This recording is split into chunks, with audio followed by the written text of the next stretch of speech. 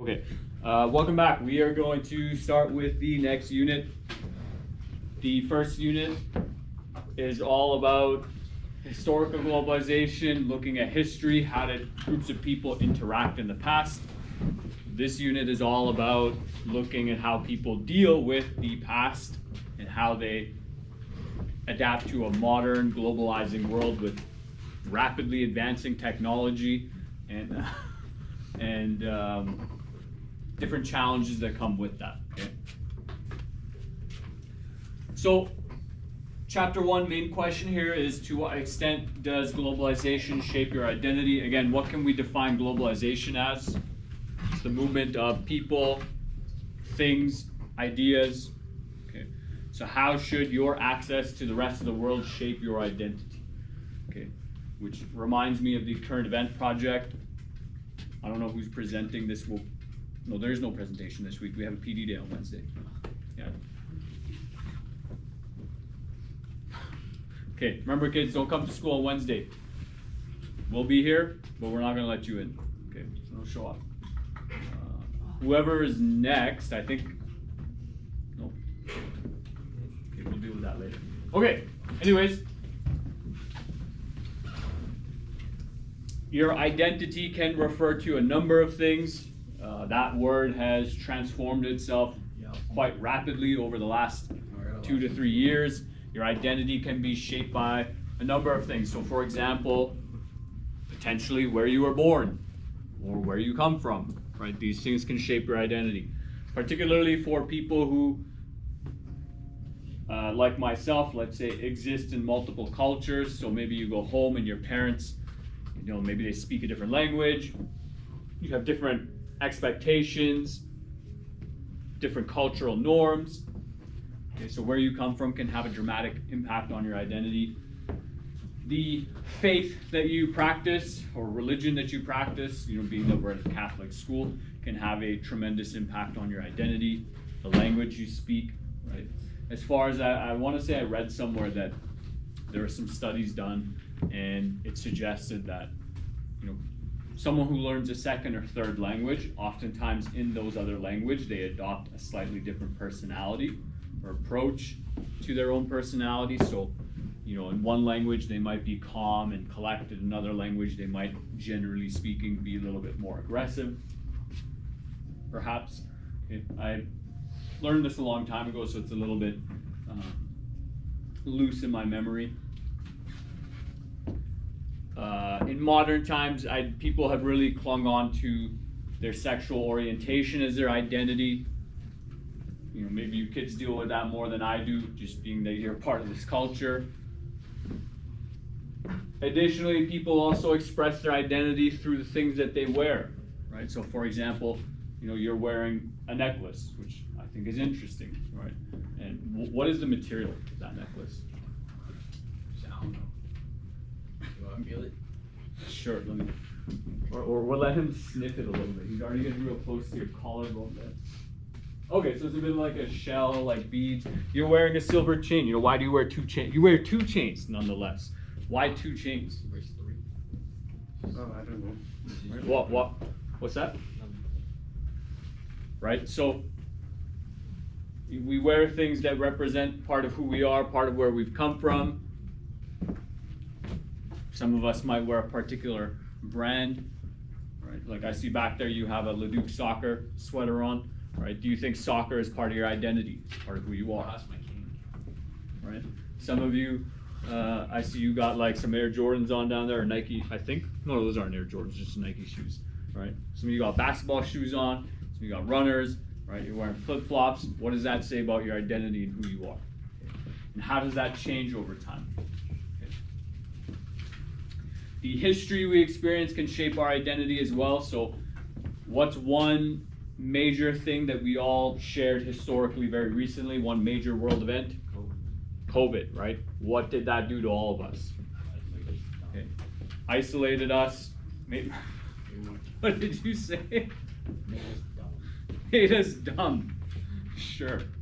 Okay. Is there any other common historical experience that we have as Canadians? Anything you can think of? maybe a very special album release. Maybe you still remember where you were when you found out that your favorite artist dropped their newest album.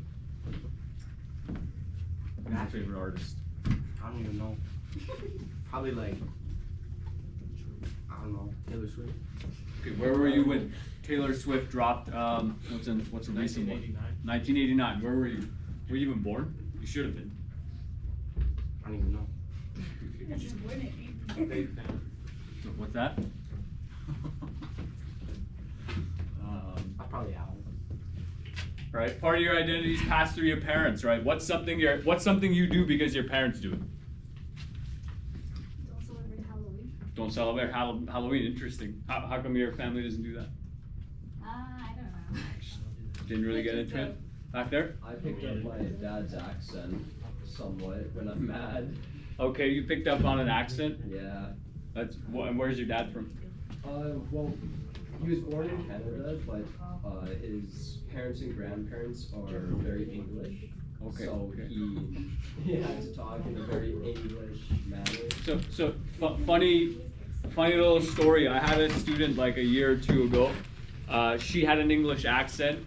I didn't see her at the school the year prior, so I thought, oh, maybe this kid just moved here recently.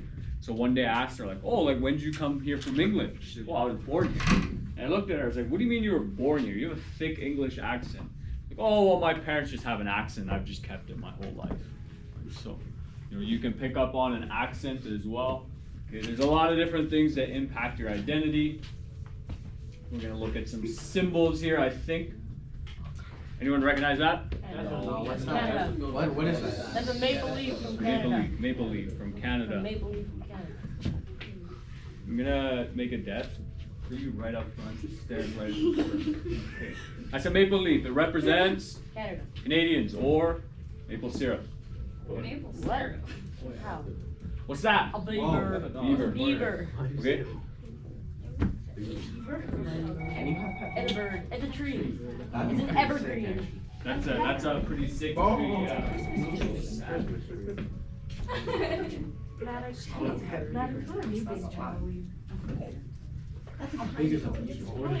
Oh, bye, Country. Batman. Hey, what's that one? No, it's Superman. Oh, no, it's the Flash. I should have been Not Spider-Man. Beaver's a Hey, what's that symbol? Who is that? Batman. That's And what do criminals do when they see that symbol? They run. They fight back. They fight back. I don't Oh. think. Is it? Is there any more money? What? Are you all dash one class? I have no idea what that is. How are you? Your parents. Olympics. Where you going? Dash one. I have a task for you. I have a little side quest. I'm Oh, you got an I'm unskippable dash die. one in here. What'd you get on me? Yeah, you got an I'm unskippable dash quest. one Can you drop that off? in science. Okay. This symbol, what is this? I did. Olympics, right? What do they do there? Sports. Why does it look like Play sports. What's this one? That's the recycling. Reuse, reduce, recycle. Okay. Not friends, but they can talk. Right? I wasn't talking to him. Apple. What's this one? Apple phone. Apple, aka evil. What else? What else is here? Nothing. Oh, that's a slide. So your identity is shaped by the context that you are surrounded by. Okay, so all of you, more or less, grew up here in Canada, maybe in Leduc. You grew up likely with access to the internet and access to various technology that allows you to reach the internet, which means that you are your context, that you're connected to a much bigger world around you. Okay. How do you think it impacts you being connected to events that are happening on the other side of the world? What are your own perceptions of that? Well, go ahead. Go ahead. I don't really care. You don't really care, right? Is there a particular reason you don't care? Well, it's not affecting me, so. It's not affecting you, right? So it's just it's just chatter, right? It's like, oh, something else terrible happened in the world today. Still got to go to school, right? Anyone else? How do you feel about being so connected to things that are happening in America, in like Ukraine, Russia, and in the Middle East right now? You were shaking your head no, right? Is it a good feeling? No. Not necessarily. Now here, let's flip that over, because I always ask this question like in globalization terms, but like, how do you feel not knowing your neighbors? Right? Like, how do you feel like, you walk through your neighborhood, you're like, I don't know any of these people. Someone said scary. Everybody in my neighborhood. Really? I live in the middle of nowhere. I have to know all of them. Interesting. So do you live out by like an acreage? Yeah. Okay.